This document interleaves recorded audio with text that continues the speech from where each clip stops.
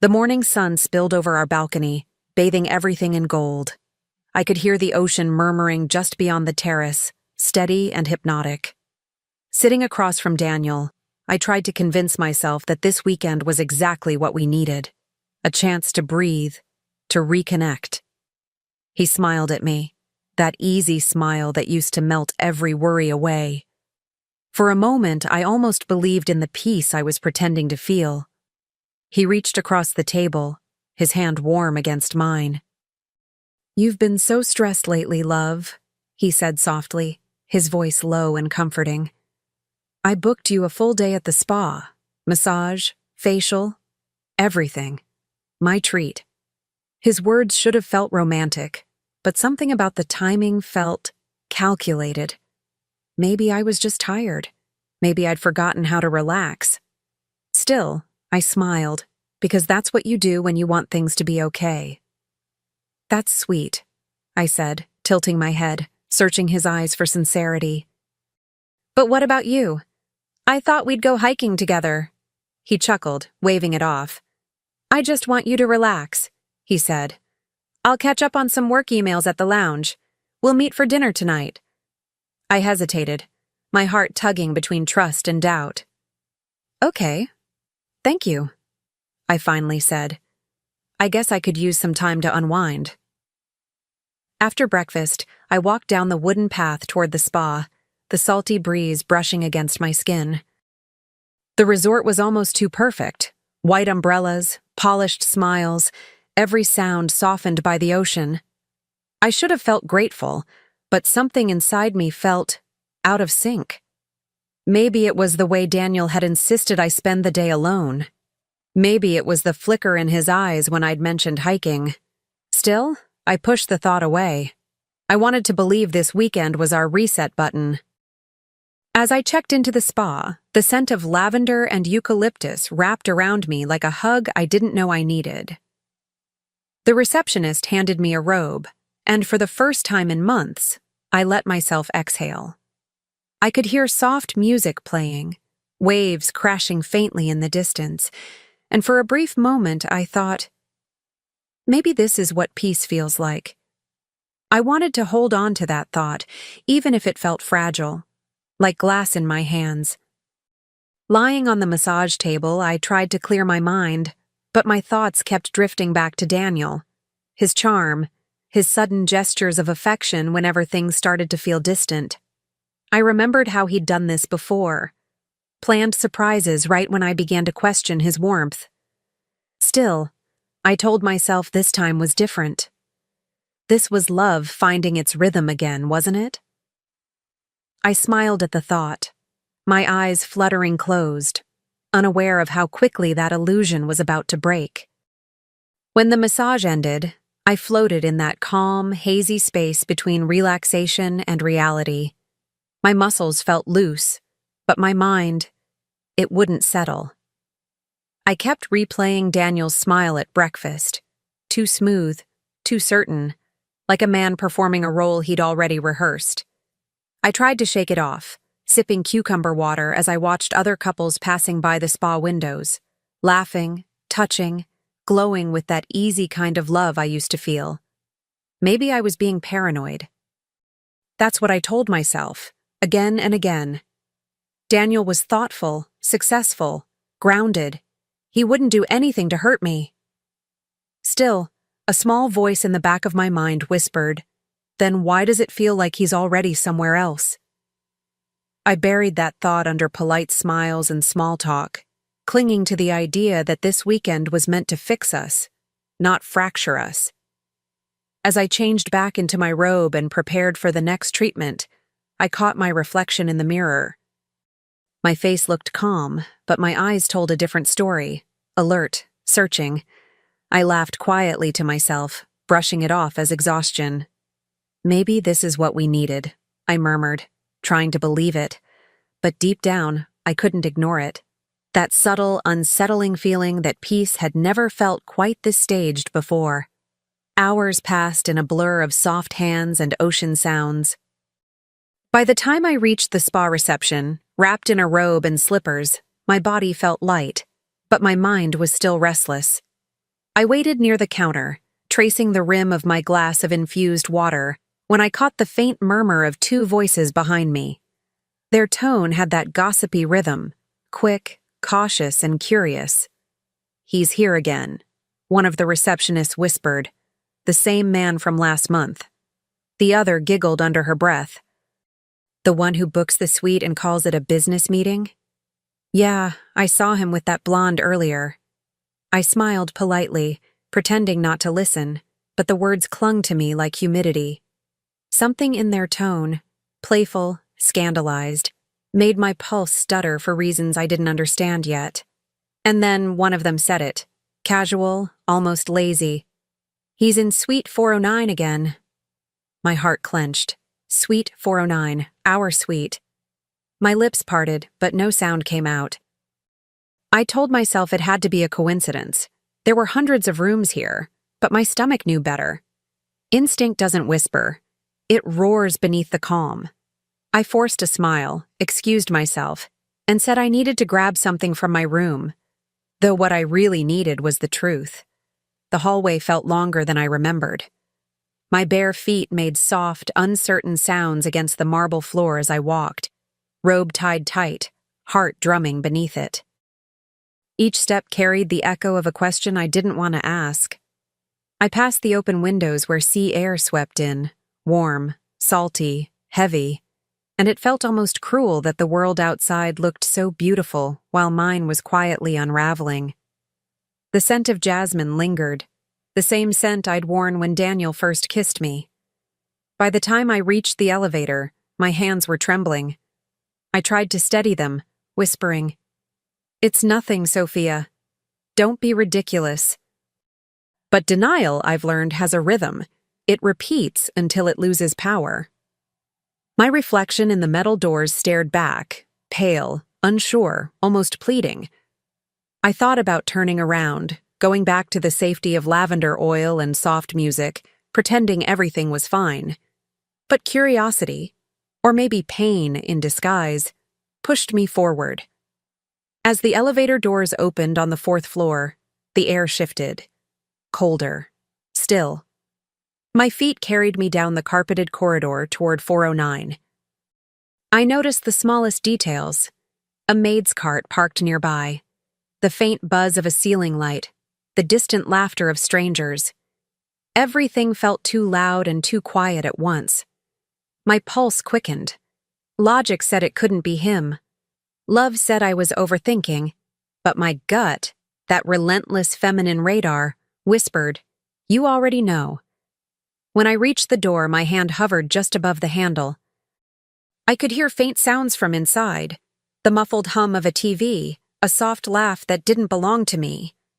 My throat tightened. For a moment, I stood there frozen, caught between wanting to know and praying I was wrong.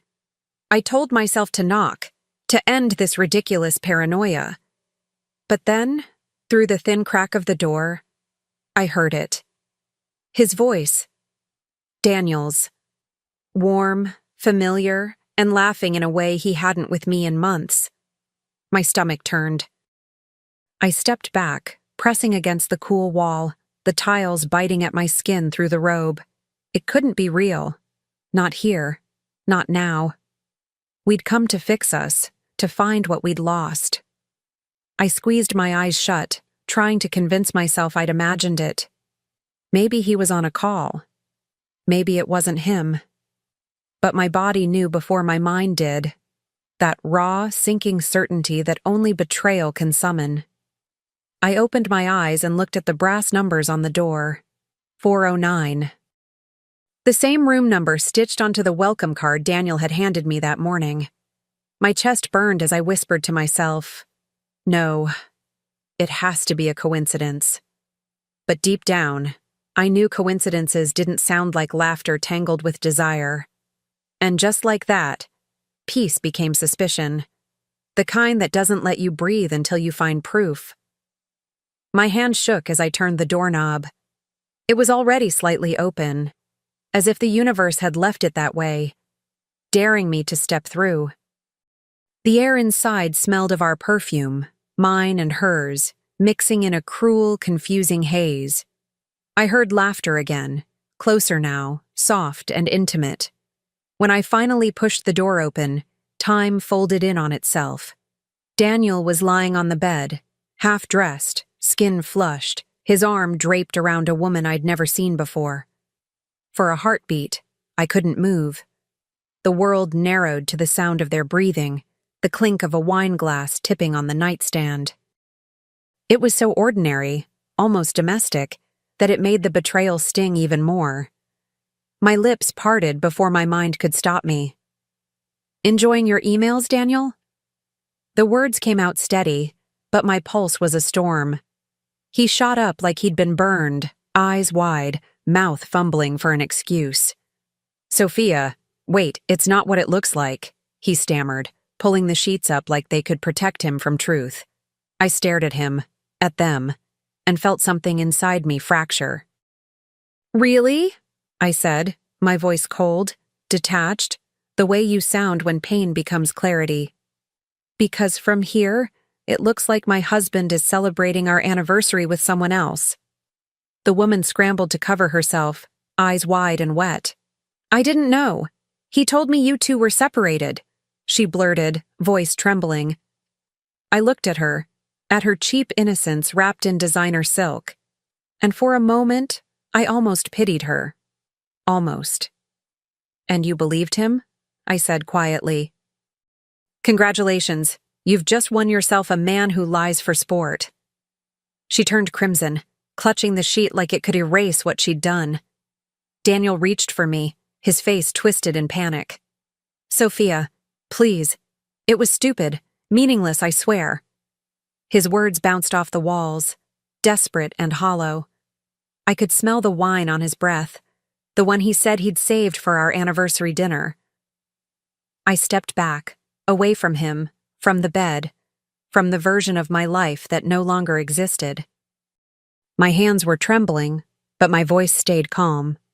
Too calm, even for me. That calm was my armor. For years, I'd been the woman who forgave, who reasoned, who made peace where there was none. But standing there, watching his guilt spill out like spilled perfume, I felt something shift. The ache in my chest hardened into clarity. I wasn't going to cry. Not in front of him. Not this time. I turned toward the door, my voice barely above a whisper. "You can keep your excuses, Daniel. They don't fit me anymore." And with that, I left before either of them could say another word. The hallway felt colder when I stepped out. My feet moved fast, though I couldn't remember telling them to. Every sound was sharper: the hum of the air conditioner, the faint echo of laughter from strangers who still believed in love. My pulse thundered in my ears, but beneath the shock, something else stirred. A strange, lucid calm. I wasn't crying. I wasn't even shaking anymore. My body had shifted into survival mode. I reached the elevator and stared at my reflection in the mirrored doors. The woman looking back wasn't the same one who'd arrived here dreaming of reconnection. Her face was pale, yes, but her eyes, they burned with a clarity that felt new. Pain had stripped away every illusion, and what was left was someone I hadn't seen in years. Me. The version that didn't beg or hope. The one that watched, learned, and remembered. As the doors opened, I exhaled and stepped inside. My mind replayed every detail. The wine, the sheets, the perfume, the lies. Each image felt like a puzzle piece sliding into place. By the time the elevator reached the lobby, the tears had dried before they even began. I pressed my hand against my chest, steadying my breath, and whispered to myself, "You'll regret this, Daniel, just not today." Because revenge, I knew, was best served calm and cold. That night, Daniel called me again and again.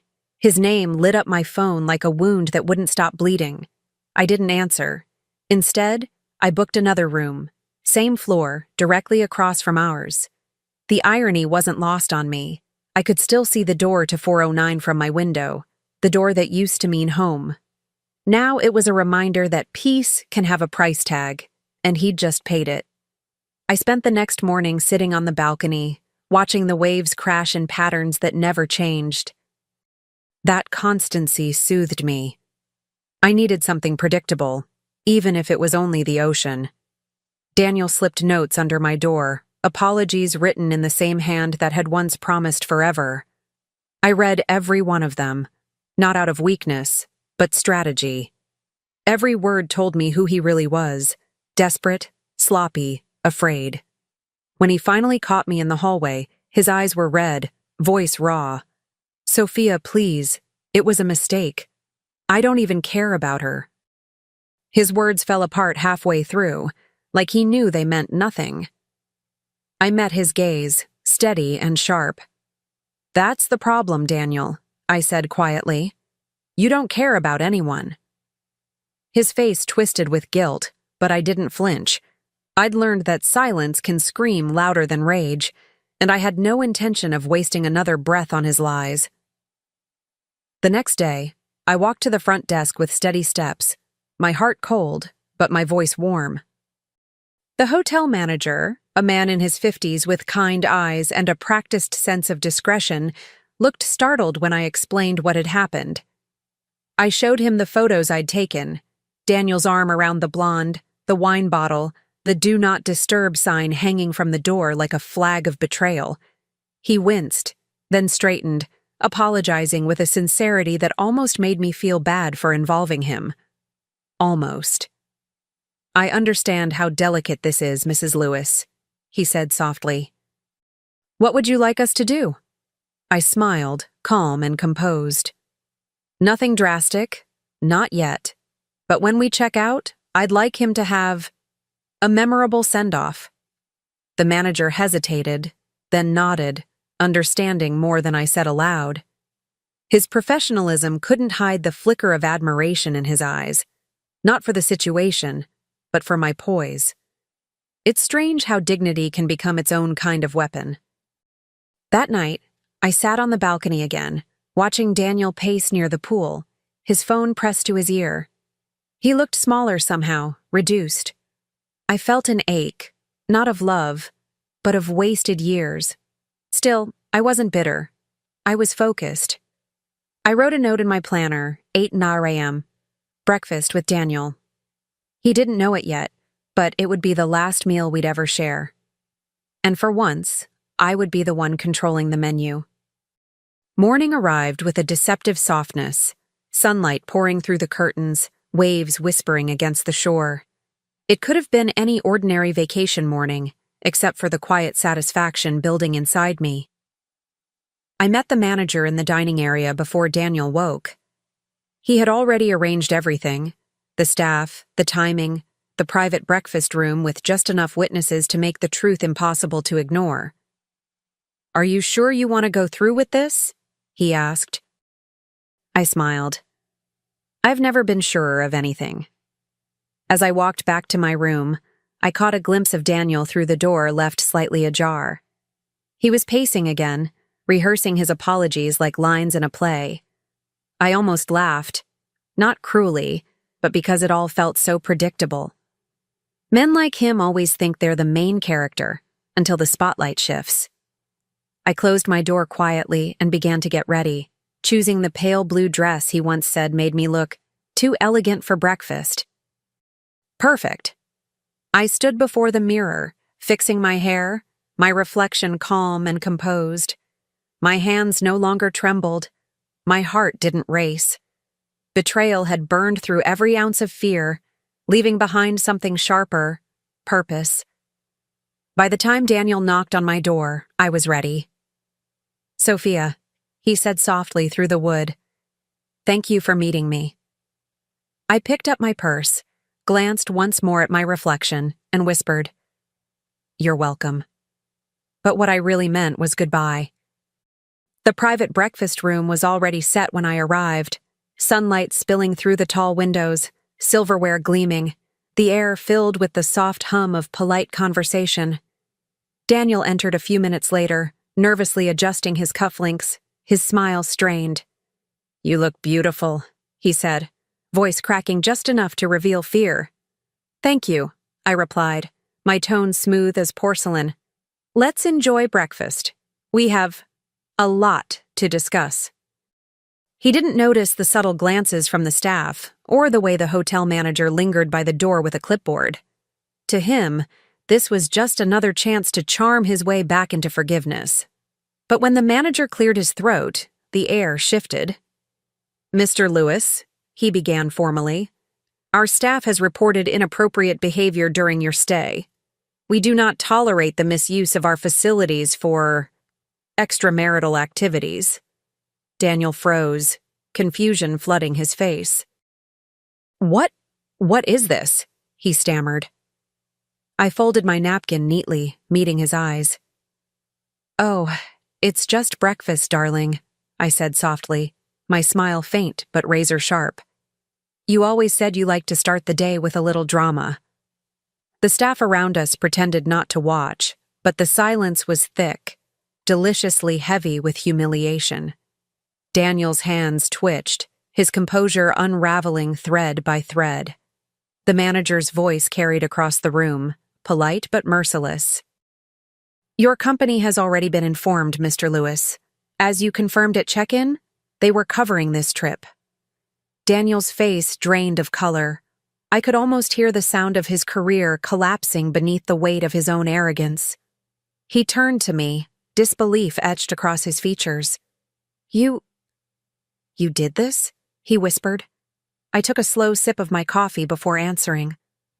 "I simply told the truth," I said, my voice steady, almost tender. "It's amazing what a few photos and a detailed timeline can do, isn't it?" He opened his mouth, but no words came. His confidence, that smug, polished facade he wore like armor, cracked right in front of me.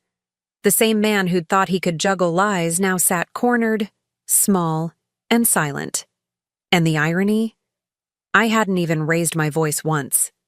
He pushed back his chair abruptly, looking around for sympathy that wasn't there. The staff averted their eyes, though I caught the faint smirk on the waiter's lips. "Sophia, please," he muttered, desperate. "You've made your point."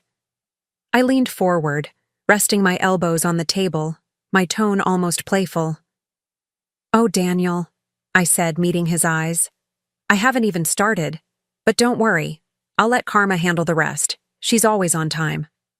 Daniel sat there motionless, lips trembling, eyes darting as though searching for an escape that didn't exist. The room felt impossibly quiet, just the clinking of cutlery, the hum of the ocean beyond the windows, and his shallow breathing. I stood, smoothing the front of my dress.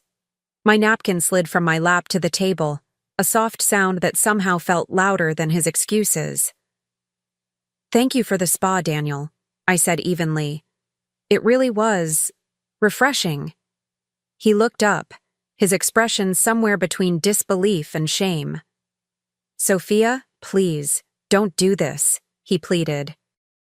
I paused at the doorway and turned just enough to meet his eyes one last time. "I'm not doing anything," I said. "You did." And for the first time in years, the words didn't tremble, leaving my lips. They carried weight. Final, liberating weight. He'd built a life on deceit. I just held up the mirror. As I stepped out, the breeze from the terrace caught my hair, cool against my neck. The staff went back to their duties, the moment already fading into routine, except for him, frozen in the wreckage of his own choices. Outside, sunlight poured across the courtyard like forgiveness I didn't need to give. I didn't look back. Revenge wasn't about destruction. It was about release. And walking away felt like the most powerful thing I'd ever done. Weeks later, I found myself sitting at a seaside cafe on another coast, alone, but at peace. The air smelled of espresso and sea salt, and the breeze carried laughter from nearby tables. I watched couples walking hand in hand, and for the first time, it didn't hurt. I wasn't bitter anymore. I'd stopped asking why and started asking what's next. Healing doesn't announce itself. It just slips in quietly one morning and takes a seat beside you. The waiter brought my drink, a bright, fruity cocktail that looked too cheerful for the woman I'd been a month ago. I took a sip and smiled, feeling the sun warm my skin. My phone buzzed on the table. New email, job offer, legal advisor, Maldives Resort Group. I blinked, almost laughing. A resort. Life had a sense of humor, didn't it? I opened the message, skimmed through it, and for the first time in years, my heart didn't race from anxiety. It raced from possibility. I leaned back, letting the waves crash in rhythm with my thoughts. He booked me a spa to get rid of me, I whispered, smiling to myself, and in the end, I washed him right out of my life. The sea breeze brushed against my face like a blessing, light and cool. Somewhere behind me, someone laughed. The kind of carefree laugh I hadn't heard from myself in years. I knew then. I wasn't running from the past anymore. I was already walking toward the life I'd earned,